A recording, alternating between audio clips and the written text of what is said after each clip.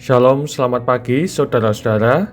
Kita berjumpa kembali di dalam Renungan Pagi GKJ Kemuliaan Bandung di hari Kamis 14 Agustus 2025. Firman Tuhan pada pagi hari ini terambil di dalam Kitab Yosua pasal 7 ayat 10 sampai dengan yang ke-26.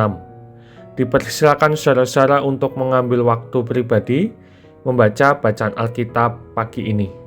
Saya akan menyampaikan renungan pagi dengan judul Membersihkan Kemah. Saudara-saudara, dikisahkan setelah kemenangan besar di Yeriko, Israel menghadapi kota kecil bernama Ai. Mereka yakin ini akan mudah, bahkan tidak semua pasukan perlu turun.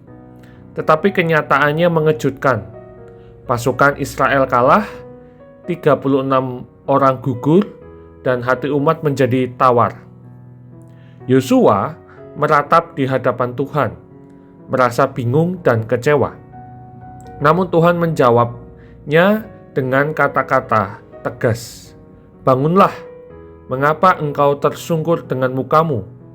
Orang Israel telah berbuat dosa. Ayat 10 dan 11. Tuhan menjelaskan bahwa kekalahan Israel bukan karena lemah strategi, tetapi karena ada pelanggaran terhadap perintah Tuhan. Ada barang-barang yang dikhususkan untuk dimusnahkan, tetapi diambil dan disembunyikan. Tuhan lalu memerintahkan proses pengungkapan, mulai dari suku-suku, lalu kaum, lalu keluarga, sampai akhirnya orang itu ditemukan, yaitu Akan. Dalam pengakuannya, Akan menceritakan bahwa ia melihat jubah indah dari sinear, perak, dan emas. Ia menginginkannya, kemudian mengambilnya lalu menyembunyikannya di bawah tanah di dalam kemahnya. Nah, saudara-saudara, inilah pelanggaran dosa. Bagi kita, ini seperti dosa yang kita coba tutupi. Kita pikir aman, tidak akan ada yang tahu, tetapi Tuhan melihat.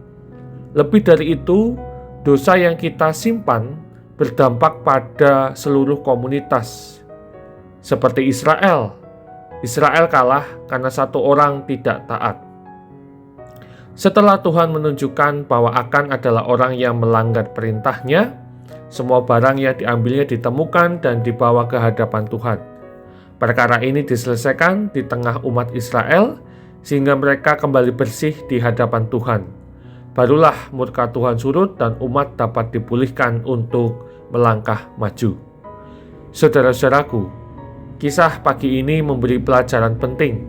Yang pertama, kekalahan rohani seringkali disebabkan oleh dosa yang belum dibereskan. Tuhan tidak kompromi dengan ketidaktaatan. Kedua, dosa pribadi dapat membawa akibat pada orang lain. Hidup kita saling terhubung, sehingga kita harus menjaga kekudusan bukan hanya demi diri sendiri. Ketiga, pemulihan membutuhkan keberanian untuk membongkar yang tersembunyi. Tuhan memanggil kita untuk, tanda petik, membersihkan kemah hati kita, menyingkirkan apapun yang menghalangi hadirat Tuhan. Saudara-saudara, pagi ini mari kita bertanya, apakah ada barang terlarang di kemah hati kita? Mungkin bukan jubah atau emas, tapi kepahitan, kebohongan, kesombongan, atau kebiasaan yang tidak kita serahkan kepada Tuhan. Selama itu ada, sukacita rohani akan pudar, dosa terasa kosong, dan kemenangan terasa jauh. Mari saudara-saudaraku, kita bersihkan kemah hati kita, maka kuasa Tuhan akan kembali bekerja dalam hidup kita. Amin. Mari kita berdoa. Ya Tuhan, Engkau tahu setiap sudut hati kami.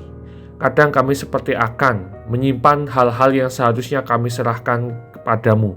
Ampuni kami ya Tuhan, tunjukkan apa yang harus kami buang, dan beri kami keberanian untuk melakukannya.